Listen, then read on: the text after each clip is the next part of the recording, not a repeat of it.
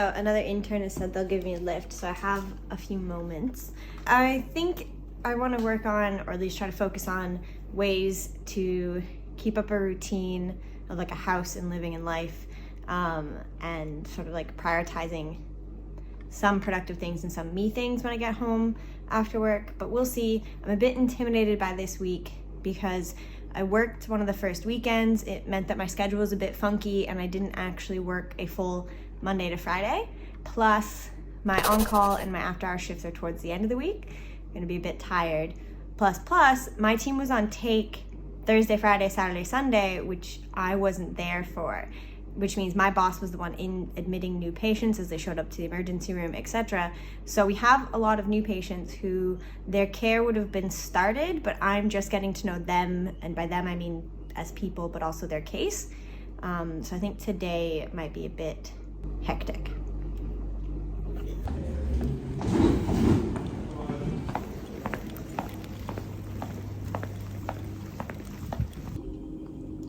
So it's 6 o'clock. I'm having the smallest apple ever. This is the first thing I've eaten all day.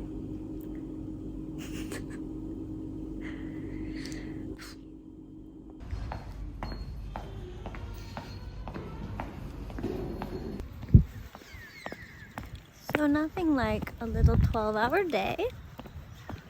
Super fun. It is just a little bit ironic how I say, this week I want to work on balance, and then I pull an almost 12-hour day. And it's probably going to be 12 hours because I want to do some things tomorrow, things tonight to prep for tomorrow. But in the name of balance, I'm going to eat and watch some YouTube and just ignore the world and not think about things so that I can relax before doing some homework. Do as I say, not as I do. Claim your overtime. Don't bring work home with you.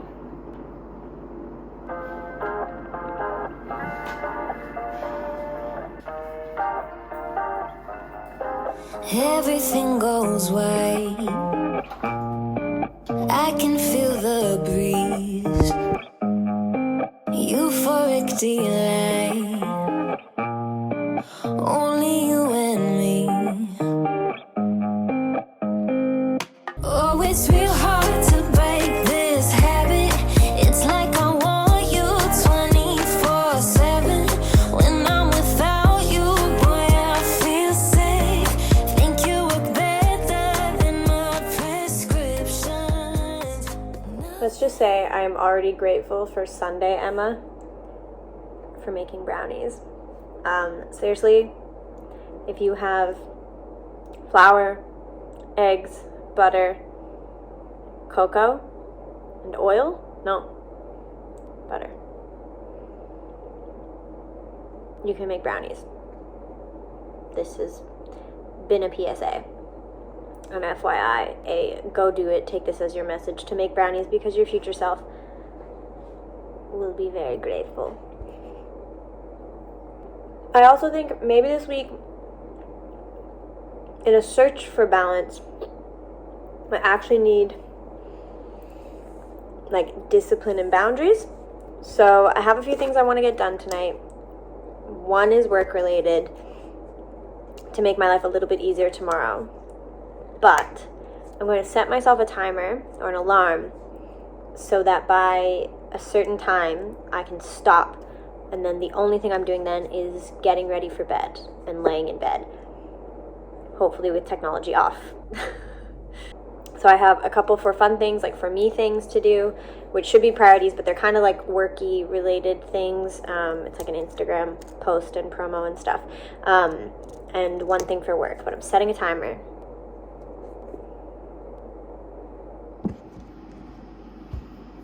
Okay, I did it.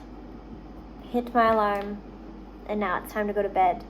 I'm going to quickly do the dishes from today and pop a few things in containers maybe for tomorrow, and then I'm going to bed to do it all over again.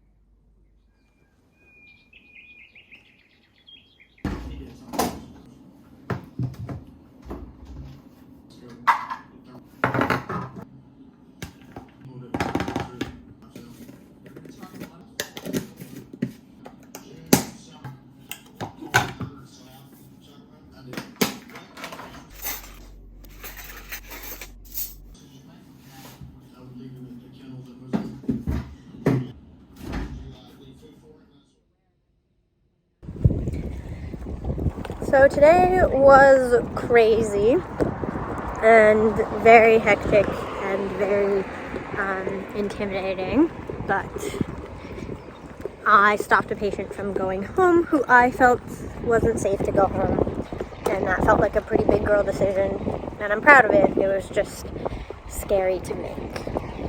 So it is early morning. We have an M&M meeting at 7, but my team is on take, so I have no idea who got admitted overnight. And my reg, with like a heavy heart, asked if I would mind coming in early, so that we can round, even if it's just like a paper round on our patients, and get a plan before the meeting and maybe action some things. You probably can't even see me. This is a nice little podcast. Yesterday was really hard.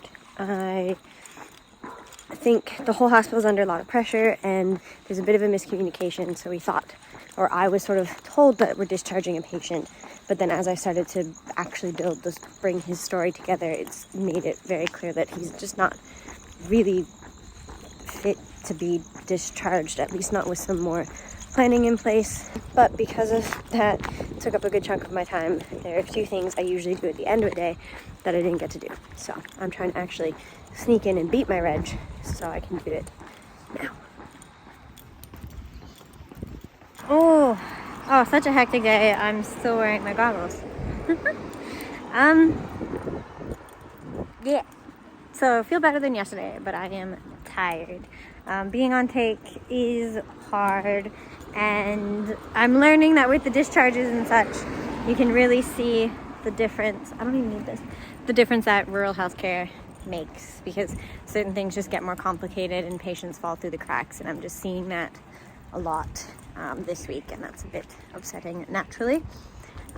But my team, so the other interns under other surgeons who weren't on take, did what we call a super team. So we all worked and they all took jobs from me. So simple things that didn't need to know the patient's history, they just did. Discharges, sending patients home, writing scripts, and it was really, really quite fantastic. It's hard to delegate and ask for help sometimes, so I'm really appreciative of my new friends and my new team who did that. Sometimes they would actively come and take a job from me, or answer a nurse's question or chart fluids before I even got to look. So it was really nice.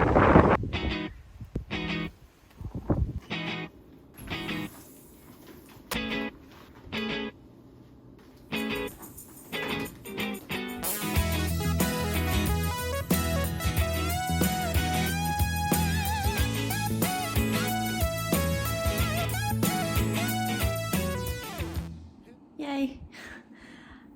But now I'm all hot and sweaty from a long day, and I have to debate shower, eat, sleep, or at least attempt to put these together. Shower, eat, sleep, because I'm sweaty already, and I think it'd be nice to have them done.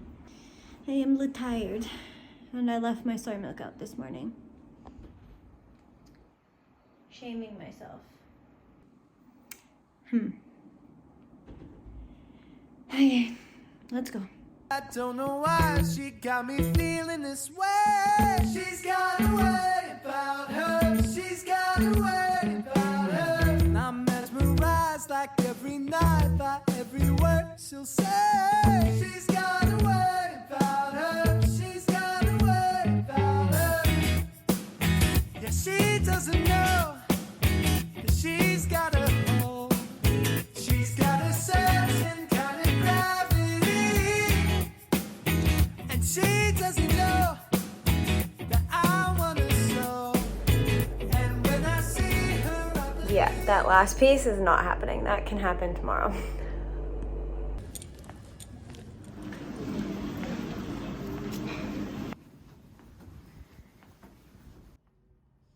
So I just got home. Today was only 11 and a half hours. And let's just say I have regrets. I know Emma last night thought that it was a good idea and that I could just come home and put it together. Emma from last night, you were wrong. Sometimes balance is eating a jelly snack and ordering in food while you open the rest of your Kmart furniture. And that's okay.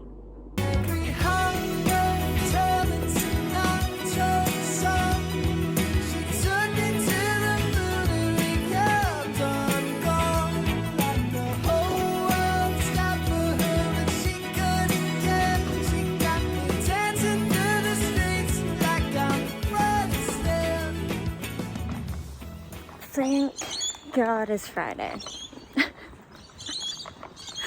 I started the week out saying, I'm gonna look for balance. And then I worked, well, so far, one day was 11 hours. It's kind of hard to have balance. And today I'm rostered on a late shift. So I guess there's a thought here that I want to maybe think about more when I've had some sleep. But I guess balance doesn't have to come with half of your day at work, half of your day for you, because that's just never, like, that's just not going to happen. And because some days is weekends and it's the other way around. But perhaps it can happen in the on and off weeks. There's going to be times when life demands more of you, and there's going to be times when work demands more of you. And it's also about using the time when you're not at work to do things that fuel you, no matter what that fuel is at the time. So if you're tired, it's okay to not go home and work out because you've been on your feet for 13 hours, maybe. But if you want to, and that gives you more energy and doesn't drive you further into ground, then that's for you. Things like that. I think we think balance automatically equals eating amazing food every day, working out, but it can also, or should also mean balance in the ways in which you are fueled and have fuel so that your life is in balance, i.e. your personal, social, and work cups all feel at least full enough, and one doesn't dip too far into the others. Maybe that's what I've learned this week about balance. And maybe also about how I shouldn't make furniture after 12-hour shifts.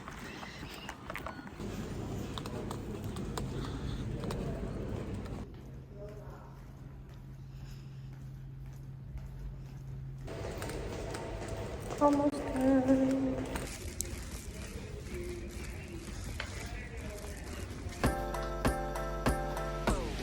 If we could run it, if we could run it back, and do you wonder if we could run it back, if we could run it, if we could run it back, and do you wonder if we could run it back?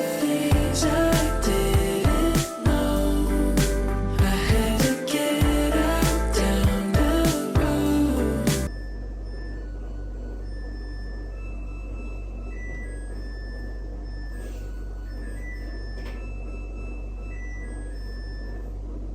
Tired of the same old, the same. No, caught in the circles round they go. So this is what I wanted to show you. This is Buddy Box. It's an Australian student starter kit, or you could say, doesn't have to be a student. The hardest part of what I would think in an apartment to start is your kitchen. So if you're moving out for the first time, or you're just moving and you're not taking anything with you, you're going from share home to your own home, or you just need a restart for whatever reason, they have sort of everything you could need to at least get yourself started. They're super nice guys. I actually reached out to them to say, hey, here's my situation. I've just moved. Can I work with you? And they've given us a discount code to use, which is really exciting. But again, they didn't reach out to me. I actually reached out to them. So we can just get into it. It's hard when you keep close. Rewind with my eyes.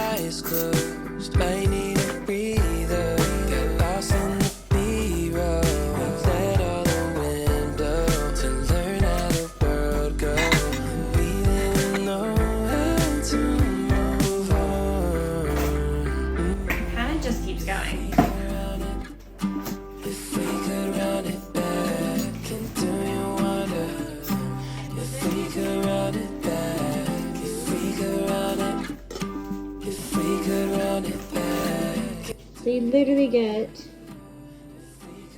all the basics.